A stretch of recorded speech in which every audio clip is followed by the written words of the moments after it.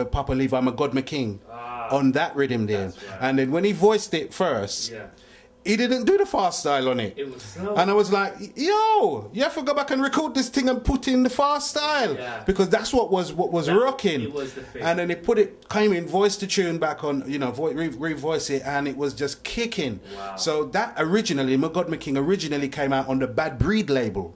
Okay, and then we thought, okay, we have to get serious now, so can't be calling our things a bad breed. so that's when I changed the label to Level Vibes. And then that 1984. Yes, that was 1984 because My God, My King came out around about October of '83. Right.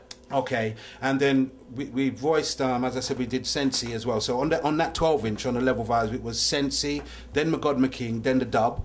And then on the B side was Love in the Ghetto by Maxi, and then In My Yard, and then the dub. Yeah. And that, it just sold like hotcakes. Wow. And then it got licensed to Ireland, and then was released in Jamaica on a Taxi label. Was the first British artist to hit #1 in Jamaica. So it was a historic piece of work. Right. You know, at the time we had no idea that we were making history. You know, we were just doing what just came natural. You know, and it was a great opportunity for us. But that's how the Papa Levi thing came on, and then he was then signed to Island Records. So then it was no longer on Level Vibes, and then that was a different thing. We did a couple other tracks, Bonnie and Clyde, and 84 Shan, and you know, Herpes, and some different stuff. But I wasn't producing that stuff. Right. I was just the drummer and arranging, writing the music, and Levi writing the lyrics, and it was Paul Gratcho Smichael was the producer at Island. Did that stuff down at the Fallout Shelter. Wow, I mean, what can I say? Your history is just like, it's just layered with classic tracks, famous people, and you just injecting your, how can I say, injecting your creativeness within the UK reggae industry. I mean, what can I say? 1984, your first reggae solo #1, When You Smile. Tell me about that. Okay, Smile. Yes, that was a big track for me. That's not an original song. That song is written by Collage, right? Who actually also wrote "Get in Touch with Me," which was the #1 for One Blood. Yeah. Because I used to work in a record shop. We used to get the import 7-inches. So when you get them, and you used to get like 1 or 2, so you just grab them for yourself and put them in your bag. But I really did love that song. But that song wasn't the first.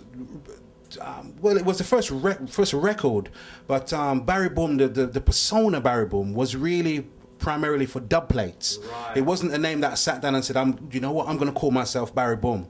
Because at the time, you know, as I said, with Maxi and Smiley Culture and Pato Banton, Asher Senator, you know, there was a lot of dub plates was going on, and Fashion Records had started now, and they were over in Clapham Junction and had a dub cutting studio downstairs.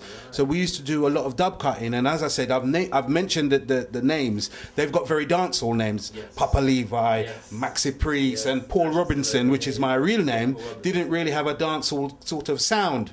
So I used to use lots of different pseudonyms, because at the time I used to use different voices like Madu and Badu. I used to sing a bit like Johnny Clark, or all different artists of the time, and mimic their style and sing lots of different dub plates and use different names.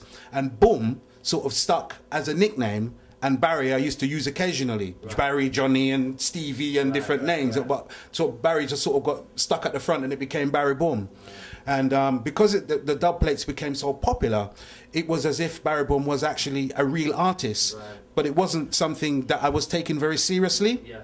But as I said, it got so popular, so I thought, you know what, you know, I'm going to do a record, and that record was Smile. And, you know, as I say, it was a big song. I mean, you wear many hats. Composer, songwriter, producer. I mean, how do you fit in? How do you do it? What advice would you give to any young person that wants to get into the business and maybe follow your footsteps? Well, I mean, I've been very fortunate because, you know, because I'm the younger one well, I'm the youngest of 6 brothers. Wow. But the 5 youngest are the ones in the band. Right. So I've learned a lot from them, and by going to sessions with them before I'm actually part of the music, as a youth, going to their rehearsal and watching them doing what they're doing, I learn a lot from that. And as I said, my association with Nick Straker, that sort of helped me with the production side and helped me with the writing side. So I've been very, very blessed to those things. And at the time I was very sponge-like. And because my brothers, they sing like and play different instruments like I do. So when one would go and sing, I would go and play the drum, or one would go and play the bass, and then switch around. And so we just versatile. We just learned a lot of things, but it wasn't like I never had any music lessons or anything. Like when I play keyboards, I don't know what chords I'm playing. I play everything by ear, just by feel. If it sounds wrong, it's just wrong. Yeah. You know. So for anybody that's sort of coming up in the business now, I mean, I think they need to focus on the creative side of the music, not so much the fame and getting the money and getting the big car and getting all the girls and all that kind of thing. You know, yeah, you know, all that kind of stuff. You know, it's great in traveling and everything, but the fundamental side is, you know, the music, the production, the quality of what you're doing. You know, it's not about saying, oh, that'll do, that'll be all right. Oh, they won't notice that. You can't have that kind of attitude when you're making your music. You've got to take it really seriously and do it from the heart. That whenever you hear that piece of music, you can be proud of it and not be ducking and thinking, ooh, even though that would still happen as the years go by and you progress with what you're doing. Yeah.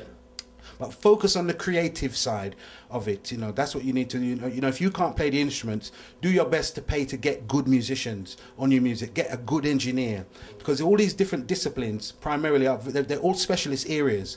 So I'm not, you know, I'm more a jack of a lot of trades, but not necessarily master of any of them. But I can do them to a reasonable level that I can be satisfied. And I'm a bit fussy, you know, with what I do. So I don't have a that will do attitude. So any musicians and stuff that I use, I always want them to excel. When they come to the studio, I want to give them something that they have to think about, not just come in and just work on automatic pilot and it's just a simple little thing that they're doing. I want them to have to work. And so when a musician at the end of the session is wiping his, going, whoo, that was a session, you know what I mean? I feel good and they feel really proud about what they're doing, and it reflects in the music. And, you know, and ultimately that will reflect in your sales, you know, and then you will get the big car, or the chance to get the big car and to get the international travel and all that, and meet lots of exciting people. You know, so just focus on the creative side of what you're doing. You know, structuring your songs. Listen to, you know, people like Quincy Jones and, you know, who are excellent producers. Don't just listen to the genre of music you may particularly make.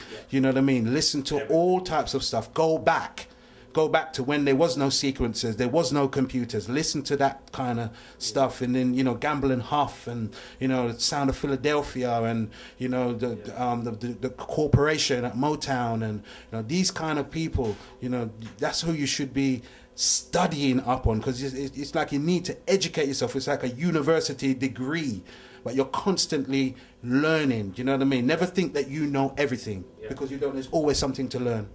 You heard it right here, straight from Barry Boom.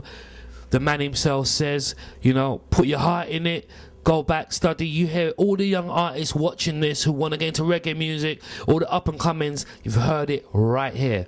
You mentioned touring and being international. I know you've toured with Freddie McGregor, and I mean, also an artist you worked with was Maxi Priest, you mentioned before. I know, was it Polydor he got signed by it? No, Maxi got signed to Virgin, because we did the you know, the songs like Should I, and In the Springtime, and Cho McCorn. I mean, I'm going to stop you, because I mean, I've heard in the past people have said, you know, Maxi would never got signed if it wasn't for you. How true is that? What do you think about that? Well, that's true. Nobody would have even really heard. I mean, you know, I don't say that if he didn't work with me, people wouldn't know who he is, but I know what my contribution was towards him getting signed. Do you know what I mean? It was very much my sound that was on his record. You know, he's a great singer, but, you know, but you give credit where credit is due, and I know I deserve my credit for producing that album, for arranging all the music, writing all the music, and writing 75% of the lyrics on those songs. Community ITV, they're the greatest. Make sure you watch it.